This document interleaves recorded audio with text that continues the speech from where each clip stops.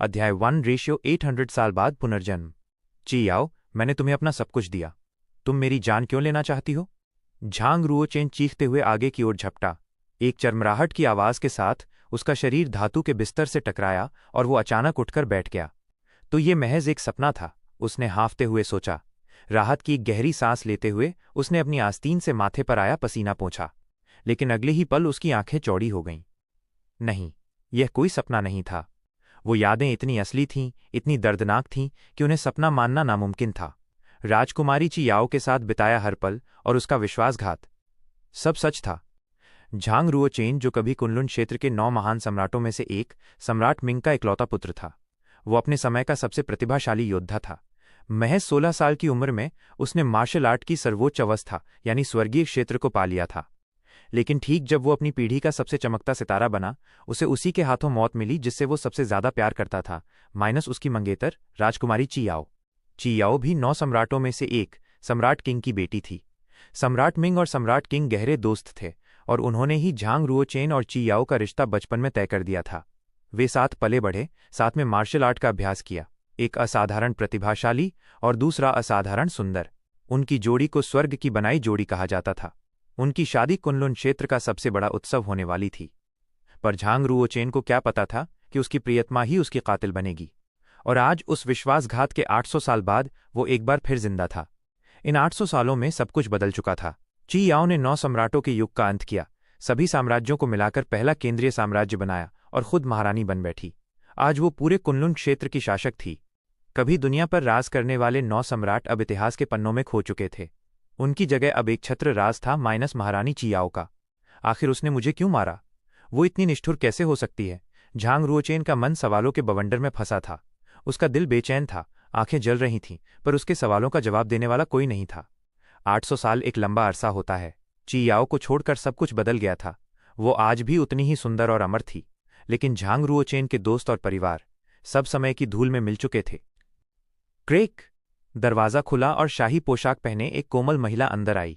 उसने चिंता से झांग रुओचेन को देखा और धीरे से पूछा, चेनर, क्या फिर से बुरा सपना आया? ये उपपत्नी लिन थी, इस जन्म में उसकी माँ और यूनवू कमांड्री के राजकुमार की पत्नी। असल में जिस शरीर में झांग रुओचेन की आत्मा थी, उस शरीर के असली मालिक की 3 दिन पहले बीमारी से मौत हो चुकी थी। झांग रुओचेन की आत्मा ने किसी तरह इस मृत शरीर में प्रवेश कर लिया था।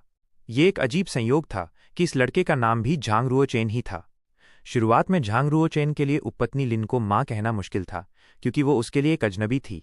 लेकिन इन 3 दिनों में उसने देखा कि वो उसकी कितनी परवाह करती है। हर रात जब वो बुरे सपने देखकर चिल्लाता, तो मौसम की परवाह किए बिना वो दौड़कर उसके कमरे में चली आती। अपने पिछले जन्म में झांग रुओचेन ने अपनी मां को कभी नहीं देखा था। उसे जन्म देते ही उनकी मृत्यु हो गई थी। उसने कभी नहीं सोचा था कि अपने प्यार के हाथों धोखा खाने के बाद उसे एक नया जीवन मिलेगा, और साथ में एक मां का प्यार भी। उसे वो ममता का सागर मिला जिसकी एक बूंद भी उसे पिछले जन्म में नसीब नहीं हुई थी। उसे शायद नहीं पता कि उसका असली बेटा तो 3 दिन पहले ही मर चुका है, झांग रुओचेन ने सोचा। अगर उसने सच बता दिया तो वो ये सदमा बर्दाश्त नहीं कर पाएगी। उसने चुप रहने का फैसला किया। ये उसके लिए भी अच्छा था, माइनस उसे जीने का दूसरा मौका मिला और उपपत्नी लिन को उसका बेटा वापस मिल गया। अपनी नई मां को देखकर झांग रुओचेन की आंखें नम हो गईं। उसने मुस्कुराते हुए कहा, मां, चिंता मत करो, ये बस एक सपना था। उपपत्नी लिन उसके बिस्तर के पास बैठ गईं। उन्होंने चिंता से उसका माथा छूते हुए कहा, ये तीसरी रात है, तुम हर बार चियाओ का नाम लेकर जागते हो। आखिर कौन है ये? उपपत्नी लिन ये नहीं जानती थी कि चियाओ कोई और नहीं, बल्कि पहले केंद्रीय साम्राज्य की महारानी का असली नाम है। जब से चियाओ महारानी बनी थी, उसने खुद को महारानी की उपाधि दी थी, और उसका असली नाम लेने की हिम्मत किसी में नहीं थी। कुछ नहीं मां, आपने गलत सुना होगा, झांग रुओचेन ने बात टाली। उपपत्नी लिन ने एक ठंडी सांस ली। बेटा, भविष्य में कभी ये नाम मत लेना, सपने में भी नहीं। ये महारानी का नाम है, उनका नाम लेना मौत को दावत देने जैसा है। झांग रुओचेन ने सिर हिलाया और अपनी मुट्ठियां भींच लीं। अपनी मां के चेहरे पर उस नाम का खौफ देखकर उसके अंदर क्रोध की ज्वाला भड़क उठी। उसने मन ही मन कसम खाई, चियाओ, मैं हमेशा के लिए तुम्हारा बुरा सपना बन जाऊंगा। अचानक महल के बाहर से तेज कदमों और हंगामे की आवाज आई। आप लोग यहां क्या कर रहे हैं? आपको जेड पैलेस में घुसने की इजाजत किसने दी? एक दासी की आवाज आई जो किसी को रोकने की कोशिश कर रही थी। अगले ही पल एक चीख सुनाई दी और वो दासी कई मीटर दूर जाकर गिरी। 8वां राजकुमार झांगजी महल में घुस आया था। वो पीले राज्य का एक प्रशिक्षित योद्धा था, एक साधारण दासी उसके लिए कुछ भी नहीं थी। उसने जमीन पर पड़ी दासी को घृणा से देखा और कहा, एक तुच्छ दासी मेरा रास्ता रोकेगी? तेरी इतनी हिम्मत? 8वें राजकुमार के पीछे 6 हट्टे कट्टे शाही रक्षक थे, जो सभी निपुण योद्धा थे। उपपत्नी लिन शोर सुनकर बाहर निकलीं। उन्होंने नाराजगी से 8वें राजकुमार को रोकते हुए कहा, ये जेड पैलेस है। राजकुमार होकर भी तुम यहां इस तरह जबरदस्ती नहीं घुस सकते। 8वें राजकुमार ने घमंड से सिर उठाया, रानी का आदेश है। आज से उपपत्नी लिन और मेरे 9वें भाई जियाई साइड हॉल में रहेंगे। जेड पैलेस अब मेरी मां उपपत्नी जियाओ का होगा। उपपत्नी लिन का चेहरा पीला पड़ गया। उसे पता था कि ये दिन आएगा, पर इतनी जल्दी ये नहीं सोचा था। उसने एक उदास मुस्कान के साथ कहा, ठीक है, रुओ चेन और मैं कल सुबह चले जाएंगे। माफ करना, 8वें राजकुमार ने व्यंग्य से कहा, मेरी मां आज रात ही यहां आना चाहती हैं। आप दोनों को अभी निकलना होगा।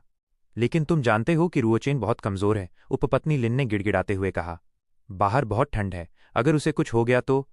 8वां राजकुमार हंसा, अगर मेरा 9वां भाई इतना ही कमजोर है तो उसके जीने का मतलब ही क्या है? वो तुम्हारा भाई है, उपपत्नी लिन चीखीं। तभी पीछे का दरवाजा खुला। झांग रुओचेन दरवाजे के सहारे खड़ा था। उसका शरीर कांप रहा था, पर उसकी आंखें 8वें राजकुमार को घूर रही थीं। मां, इनसे भीख मत मांगो, हम अभी चले जाएंगे। चेनेर, तुम बिस्तर से क्यों उठे? अंदर चलो। उपपत्नी लिन उसे संभालने के लिए दौड़ी। झांग रुओचेन ने दृढ़ता से सिर हिलाया, मां, हमें किसी से भीख मांगने की जरूरत नहीं है। याद रखना, एक दिन हम इस जेड पैलेस में वापस आएंगे। उस रात मां बेटे को महल के एक वीरान और ठंडे कोने जियाई साइड हॉल में भेज दिया गया। बर्फीली हवा चल रही थी। झांग रुओचेन पत्थर की एक बेंच पर बैठा कांप रहा था। ये शरीर बहुत कमजोर है, उसने सोचा। अगर मुझे अपनी और अपनी मां की रक्षा करनी है तो मुझे मार्शल आर्ट का अभ्यास करके इसे मजबूत बनाना होगा।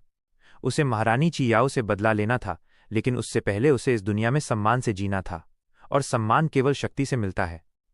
कुनलुन क्षेत्र में योद्धा बनने का पहला कदम था पवित्र चिन्ह को जागृत करना। ये देवताओं का दिया एक वरदान था, जिसके बिना कोई भी आध्यात्मिक ऊर्जा की साधना नहीं कर सकता था। झांग रुओचेन 16 साल का हो चुका था और उसका पवित्र चिन्ह अभी तक जागृत नहीं हुआ था। इस उम्र के बाद सफलता की संभावना लगभग खत्म हो जाती थी। 8वां राजकुमार इसीलिए इतना शक्तिशाली और सम्मानित था क्योंकि उसका पवित्र चिन्ह 10 साल की उम्र में ही जागृत हो गया था। लेकिन झांग रुओचेन के पास एक रहस्य था। जब तक मेरा पवित्र चिन्ह जागृत हो जाता है, मैं सम्राट मिंग के स्वर्ग शास्त्र का अभ्यास कर सकता हूं। उस दिव्य तकनीक के साथ उम्र कोई मायने नहीं रखेगी।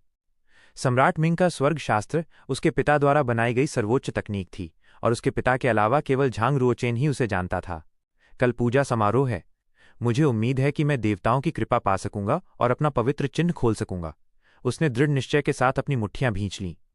जब उपपत्नी लिन कमरे की सफाई करके लौटीं तो उन्होंने झांग रुओचेन से कहा, चेनेर, आराम कर लो, कल हमें पूजा समारोह में जाना है। मां, मुझे यकीन है, झांग रुओचेन ने आत्मविश्वास से कहा, कल मैं अपना पवित्र चिन्ह जरूर जागृत करूंगा। मुझ पर विश्वास करो। ठीक है मेरे बेटे, उपपत्नी लिन ने मुस्कुराते हुए कहा, मुझे तुम पर पूरा विश्वास है। लेकिन उनकी आंखों में उम्मीद की कोई किरण नहीं थी। वह जानती थीं कि यह लगभग असंभव है, पर एक मां होने के नाते वो अपने बेटे का दिल नहीं तोड़ सकती थीं। वह बस उसे हिम्मत देना चाहती थीं।